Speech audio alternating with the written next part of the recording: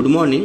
বৃহস্পতিবারের সকাল 10টা 5, নিফটির এক্সপায়ারি।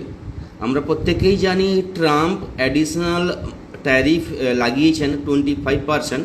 তো সেন্টিমেন্ট ওভারঅল গ্লোবাল যে নিউজ খারাপ চলছে, তার কারণে নিফটি আজকে গ্যাপ ডাউন ওপেন হয়েছে এবং গ্যাপ ডাউন ওপেনের পর মার্কেটও বিহেভ করছে, নেগেটিভ ট্রেন্ড করছে।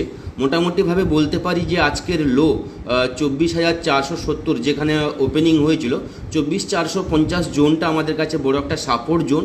এই লেভেলটা যদি ব্রেক করে যায় 24,450, সেখান থেকে বড় ফল দেখতে পাবো। ওভারঅল যদি কিছুটা আমরা স্ক্যাল্পিং করতে পারি, তাহলে আজকের যে হাই 24,540, এর উপরে যতক্ষণ না 15 মিনিট নিফটি ক্যান্ডেল তৈরি করছে, গ্রিন ক্যান্ডেল, পজিটিভে কোনো স্ক্যাল্পিং আসবে না। ওভারঅল 24,450 ব্রেক করে গেলে আমরা ডাউনে যাব। 24,540-এর উপরে নিফটি স্টে করতে পারলে 15 মিনিট, সেখান থেকে কিন্তু একটা পজিটিভ ট্রেন্ড নিতে পারি। এইভাবে ট্রেড করুন। কোনো কিছু আপডেট থাকলে অবশ্যই আমি শেয়ার করব। ধন্যবাদ।